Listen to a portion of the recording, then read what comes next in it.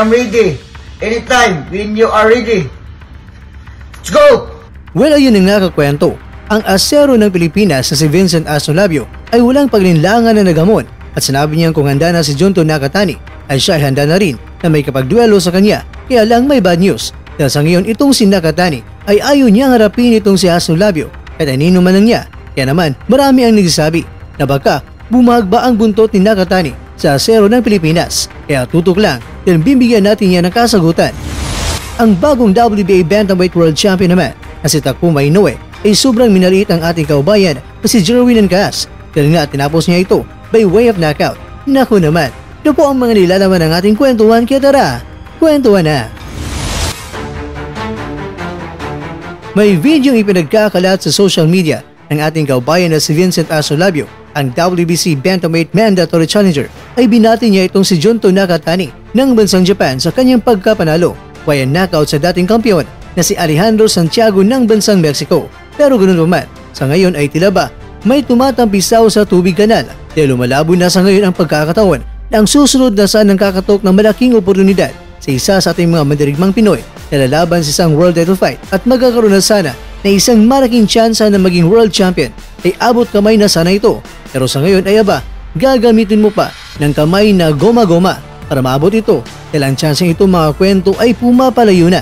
Bagamat itong si Astrolabio ay isang mandatory challenger pero pwedeng masapawan ito sa mas malaking event. Dahil sa ngayon, ang mas gusto ni Nakatani ay lalaban siya para sa isang unification world title fight na kung saan ay mas hamak na mas big time ito kaysa lalaban itong si Nakatani sa kanyang mandatory challenger. At ang target ngayon ni Nakatani ay may hawak ng WBA Bantamweight World Title Belt na si Takuma Inoue. At alam naman natin mga kwento na mas papatok ang laban na ito kung pay-per-view sales ang ating pag-uusapan at mas gugustuhin ng WBC at WBA Committee na ito ay may kasa dahil nga mas mabigat na laban ito at mas lalong angat ang boksingerong kampiyon kung sino man ang manalo sa kanila. Kaya talagang bad news ito sa ating kaubayan. Pero sana bago mangyari itong mga kwento, ligin sana ng WBC ang kampo na ating kaubayan na si Astrolabio para bago magharap ang dalawang masakang. Didepensa muna itong si Nakatani kay Astrolabio bago ikasa ang unification world title fight ng dalawang mga mandirigmang mga Hapones. Kaya dito na magkakalaman kung hanggang saan kayang ipaglaban ang ating kaubayan sa may hawak niya o sasabihin lang natin na kanyang handler ngayon. Dahil bago pa nga nagarap sina Nakatani at Santiago ay mandatory na itong si Astro kay Santiago. Pero bigla na lang nasapawan ito ni Nakatani. Kaya kung talagang ipaglalaban ni Nakatani na unification bout ang isusunod na laban kontra yan kay Takuma Inoue, ay dito na masamang balita kay Astrolabio ito.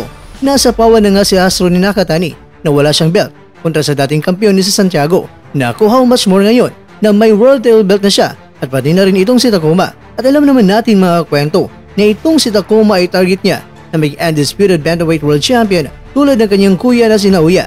Pero ganun pa man, sana talaga bago ikasa ang unification fight ni Nakatani at Takuma, ikasa muna ng WBC ang mandatory fight kontra yan kay Astrolabio at Nakatani. At alam naman natin na talagang napakakitid at napakadelikado na daan ang tatahakin ni Astro para mablot ang world title na hawak ngayon ni Nakatani. Pero ang malaga ay may kasa ito dahil kahit gaano kaliit ang porsyentong manalo ay pwede pa rin itong maka-upset. Ikaw kukwento, para sa iyo, ang unahin kaya na ikasa ng WBC ang mandatory fight ni Astrolabio at Nakatani? Pwede kaya ay Nakatani kontra kay Takuma Inoue? At alam naman natin mga kwento na gusto pa naman ni Takuma na lalaban kaagad siya ngayong buwan ng Mayo kasabay ng kanyang kuya. Harapin ni Naoya itong si Luis Neri ng bansang Mexico. Kaya sana talaga ang unang may kasa itong si Astro kontra kay Nakatani. Hindi man natin alam kung ang Noipi talaga ang magwawagi. Pero total, ang bagong muto naman pala ngayon sa ating mga boksingero ay di bali ng talo sa laban.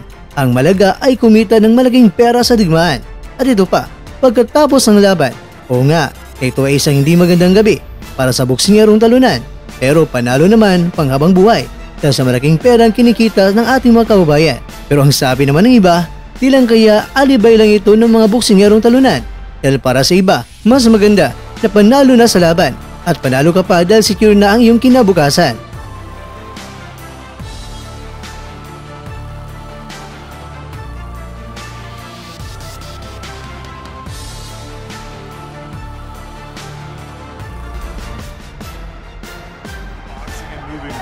Seemingly ends like this and a big right hand to the body.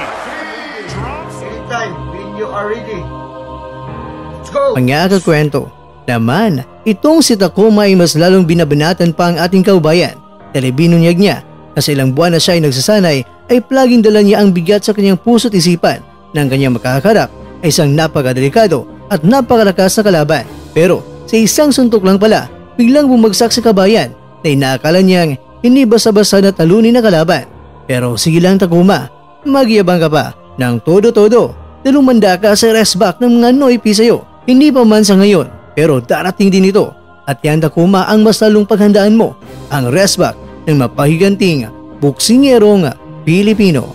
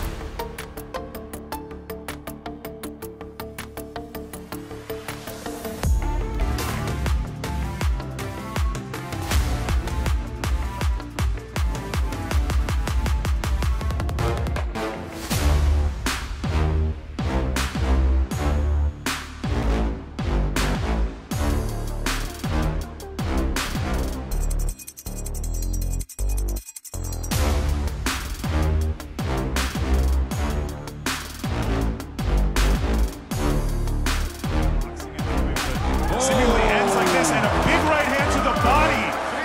Drops on top. At dyan, nagtatapos ang ating kwento.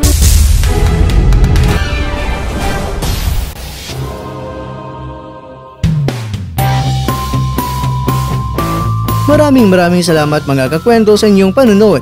Pero baka naman mga kwento ay nagustuhan niyo po ang kwento natin ngayon.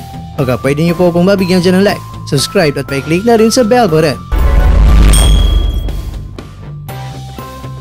Pero bago tayo matapos mga kwento ay syempre, shoutout po muna tayo dyan sa ating mga kakwento. Kikakwentong Edwin de la Cruz, kikakwentong Hidilyn Alaba, kikakwentong Leo Hernandez, kikakwentong Oscar Gano, at ikakwentong nanonood ngayon, shoutout siyo dyan. Bueno, hanggang dito na po muna ang ating kwentuhan. At abangan nyo lang po ang ating susunod na video. At dito lang po yan sa isang channel na kung saan maaaring ito'y mga kwentong di pa na kwento sa inyo.